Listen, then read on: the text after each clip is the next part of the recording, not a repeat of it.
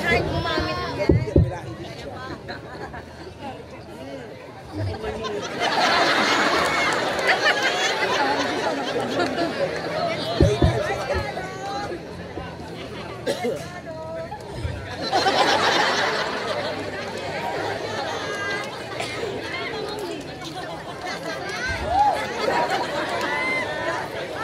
Ano? Nagulat kayo, no? Akala nyo maganda din ako, no? Akala ko din yun, eh. Si candidate number 1 ay panot. Si candidate number 2 ay sinto-sinto. Si candidate number 3 ay kalbo. Ako naman po ay ngongo. Welcome to Miss J. Kapansanan. Amen.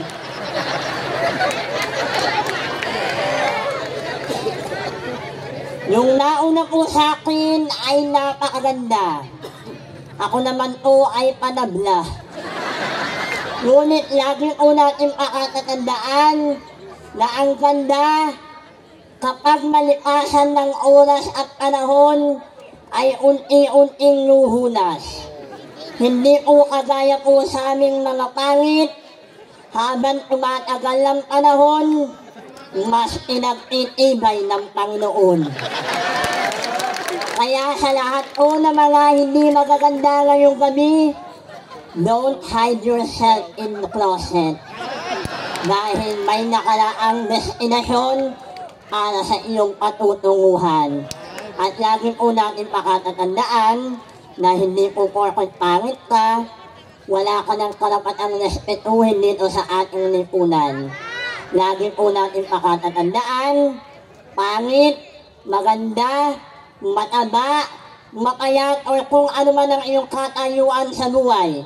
We are all equal because we are all united as one. By the way, my name is Miyuki, Kaneki, Yanabiki, Sakuragi, Tamagoki, Adukan, Spaghetti. All the way from the land of USA. United Squatters Area. Hindi naman po ako napanood sa Miss Q&A ng It Showtime at sa Shoppers Arena ng It Bulaga.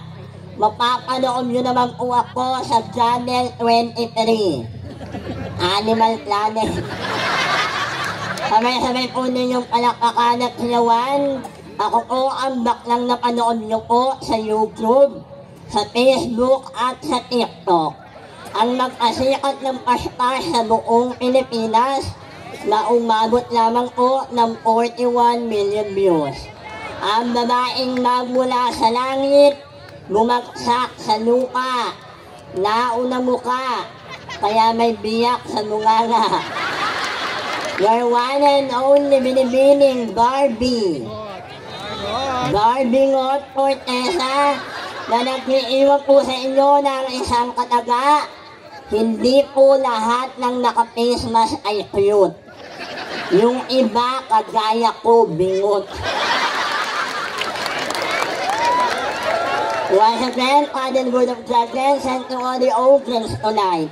Sa lahat po ng kandidata, ako lamang po ang kandidatang may diferensya. Ngunit naniniwala po ako na laitin man po ako ng iilan, kugyain man po ako ng karamihan. Ang aking pagiging may kapansanan po ay parang isang bote ng langis. Kahit ihalo nyo po sa isang baso ng tubig, ako at ang pagiging ngungo ko ay aangat at aangat pa din. Kaya ngayong gabi, sa lahat ng mga kandidatang nasa likuran, umpisahan na natin ang tunay na laban. Judges, my national costume that I am wearing for tonight is all the way from the Parol Festival of San Fernando, Pampanga City. Dahil naniniwala po ako na ang tunay na liwanag ng Pasko ay wala po sa Disyembre 25. Magpus ang tunay na liwanag ng Pasko ay nasa puso ng bawat tao. Maraming salamat po.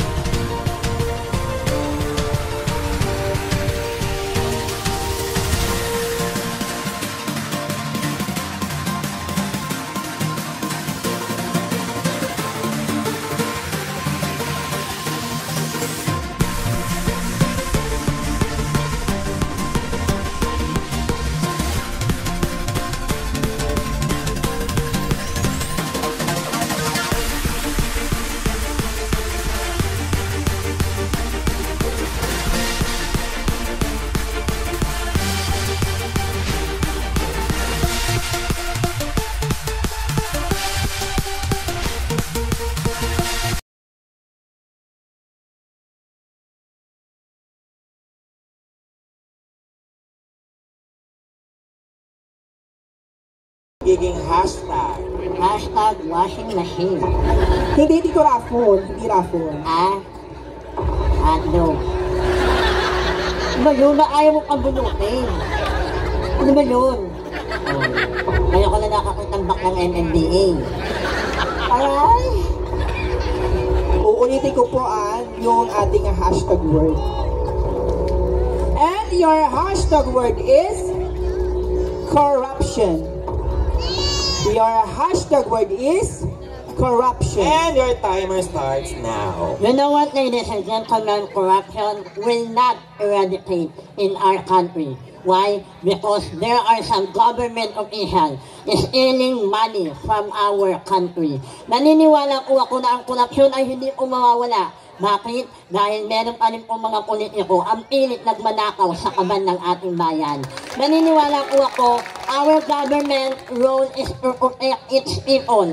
Kaya bakit kailangan mo nakawan ng kaban ng bayan kung hindi naman ito galing sa sarili mong bulsa? That's why I do believe that great power comes with a great responsibility. And I thank you. Thank you so much, candidate so much. number 11. Ayan, ang husay.